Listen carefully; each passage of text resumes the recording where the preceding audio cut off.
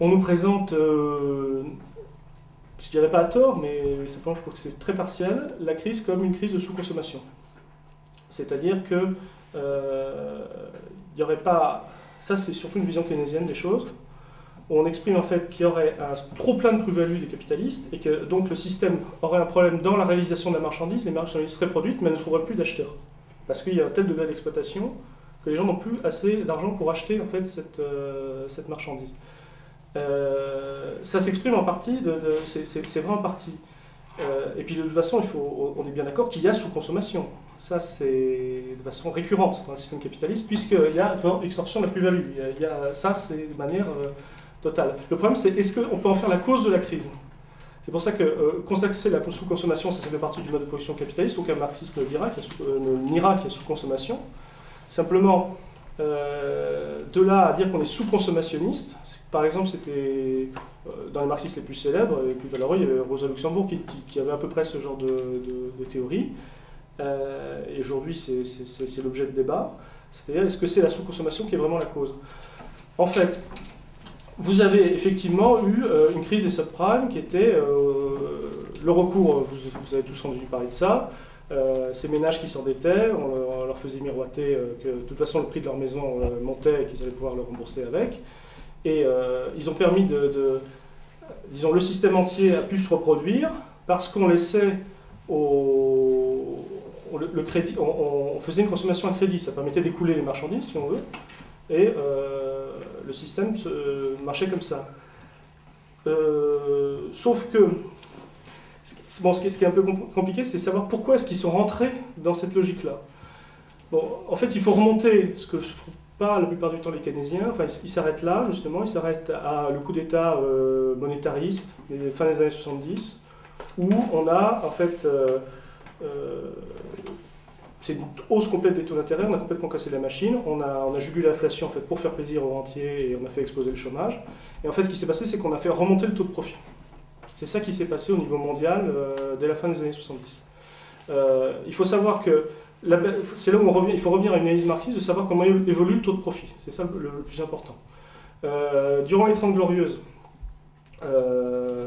ça marchait pas trop mal, ils avaient un système plus ou moins équilibré, sauf que c'est de Fordisme, comme on a dit, où en fait les ouvriers achètent les voitures qu'ils produisent. Sauf que, évidemment, ce système, de par les tendances inhérentes de contradiction du capitalisme, est rentré en crise dès 67, dès la fin des années 60. Là, on a eu une chute complète du taux de profit. Le taux de profit a été rétabli massivement par des manières drastiques, comme je vous dis, il y a plein de manières de rétablir le taux de profit. L'augmentation de l'exploitation, etc. Et ça a été fait en fin des années 70. C'est pour ça que là, depuis les années 70, grosso modo, il y a des tas de débats entre économistes, je ne rentre pas là-dedans, mais je pense qu'on peut dire que grosso modo, voilà, le taux de profit augmente depuis la fin des années 70. Donc c'est pas la baisse du taux de profit qui fait les crises. C'est la baisse tendancielle du taux de profit qui crée de toute façon la situation d'instabilité. Bon, mais pour remonter ce taux de profit, ils ont créé une situation tellement instable qu'ils ont dû recourir au crédit, donc augmenter encore plus la crise de la sous-consommation. Donc la crise se présente effectivement là comme une crise de surproduction et de sous-consommation. Mais pourquoi est-ce que je passe par tous ces détours? C'est pour montrer qu'être marxiste, c'est pas comme être keynésien. Parce que le keynésianisme postule en dernier ressort un équilibre. Pour lui, pour Keynes, pour les keynésiens, il y a un déficit de demande par rapport à l'offre, il faut le rétablir en faisant des plans de relance. Et on rétablit une forme d'équilibre. Il voit comme une sorte de paradis perdu, une société fordiste, etc. On voit bien que cette société, de toute façon, est rentrée en crise. Et il n'y a pas moyen de le rétablir. À chaque fois, on va vers de nouvelles crises, vers de nouvelles catastrophes. Donc, tout ça c'est pour ça que je vais vite sortir de l'économie, parce qu'on se rend bien compte que être marxiste, c'est vraiment prendre les choses dans globalité, dans leur totalité. C'est ça qui est important de comprendre vraiment que la crise, là, dans toutes ses dimensions historiques, y compris très en amont. C'est pour ça que ne faut pas voir les choses du marxisme que d'un point de vue économique, il faut comprendre le marxisme d'un point de vue philosophique, même si je précise une chose. Hein. Marx a écrit, c'est l'auteur qui a écrit Misère de la philosophie, et le sous-titre du Capital, c'est Critique de l'économie politique. Hein. C'est une critique et de la philosophie et de l'économie, plutôt en tant qu'idéologie séparée. Hein. Donc le point de vue marxiste, c'est le point de vue de la totalité. Alors il ne faut pas se laisser intimider par la notion de totalité. Il y a une bonne formule, elle n'est pas marxiste avec Hegel, mais c'est de ce point de vue-là, Marx est un disciple de Hegel. Au point de vue méthodologique, on va voir dans quelle mesure. Parce qu'il faut savoir que quand il écrit le Capital, il se met à relire Hegel. Par exemple, il va dire le Capital n'est pas une chose, c'est un rapport. Ça, c'est très, très profond. Il faut passer par une vision abstraite avant de comprendre le concret. Comme disait Leibniz, il y a de concret que par l'abstrait. Le capital, donc, c'est pas une chose, c'est un rapport. On ne va pas commencer à expliquer le capital par l'accroissement, l'accumulation primitive, etc. On va tout de suite comprendre, vous voyez, ce degré d'abstraction de la production. Ce qui permet justement d'en faire une théorie encore valable aujourd'hui. Bon, la formule de la totalité, c'est celle de Hegel qui disait ce qui est rationnel est réel, ce qui est réel est rationnel. Ça ne veut pas dire, donc c'est lié à la notion de rationalité dans l'ensemble des choses. Alors, attention, ça ne signifie surtout pas qu'un individu possède la rationalité à lui tout seul, hein. C'est pas du tout ça. Ça veut dire que le monde est connaissable rationnellement. C'est-à-dire que vous ne faites pas intervenir un Deus ex machina. Si vous êtes matérialiste, ça peut être une autre manière de le formuler, vous refusez de quelque chose qui ne soit pas... ou alors simplement vous ne savez pas d'où ça vient, vous n'arrivez pas encore à voir les choses, mais normalement ça fait partie d'un complexe de choses en interaction. C'est pour ça que le réel est dialectique, les choses sont imbriquées les unes dans les autres.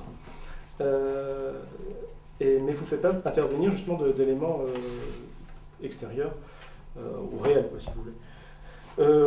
Donc la totalité, elle implique la notion de dialectique. Donc c'est pour ça que contrairement à ce qu'on a fait croire, ou même ce qu'on a bien voulu croire, mais y compris dans certains mouvements ouvriers, à un moment où disons que le marxisme n'était pas suffisamment développé, c'était que le marxisme serait un monocausalisme déterminé par l'économie. C'est pas du tout ça. Le marxisme parle de l'économie, du rôle de l'économie, le rôle fondamental de l'économie en dernière instance. Effectivement, d'où la boutade de Marx, donnez-moi le moulin à vent, je vous donnerai le Moyen-Âge. C'est sûr que ça détermine, grosso modo, vous ne pourriez pas avoir un parti communiste organisé au temps des pharaons. Ça, c'est pas possible sous ce mode de production. Mais pour en revenir à l'économie, il ne faut jamais oublier que, par exemple, il n'y a pas une sortie de crise, une crise ne débouche, elle n'a pas de conséquences purement économique, elle a des conséquences politiques. C'est la politique qui mettra fin à l'état d'instabilité. Il n'y a que le mouvement politique, la prise de conscience, qui est mûrie, bien sûr, par toutes ces contradictions, mais qui a fait une crise de décision, une prise de conscience, et qui peut mettre fin à ces contradictions-là. C'est pour ça qu'il n'y a pas véritablement, c'est compliqué, c'est encore une source de débat, mais il n'y a pas de théorie de l'effondrement du capitalisme, au sens du jour au lendemain, la machine s'arrête. Ça rentre tellement en crise qu'on rentre dans une situation révolutionnaire.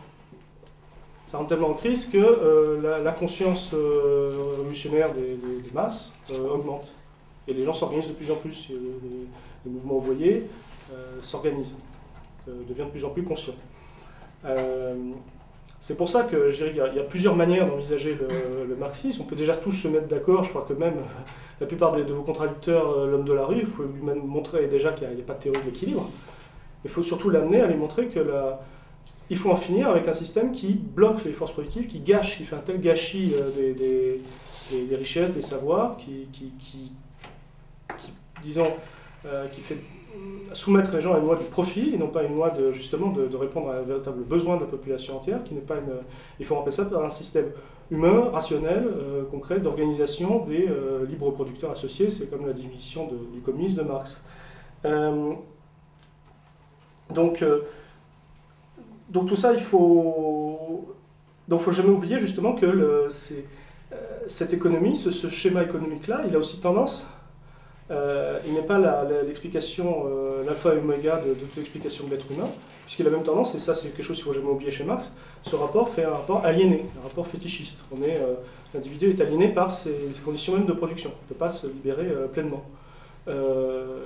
Parce qu'un autre trouvaille de Marx, enfin pas un trouvaille, mais disons qu'au point de vue méthodologique, il faut comprendre que pour Marx, il n'y a pas d'essence humaine au sens naturel. On verra On verra, il n'y a pas de nature humaine, un paradigme comme ça. La nature humaine, c'est l'ensemble des rapports sociaux, c'est l'ensemble de toutes ces relations. Donc, j'en viens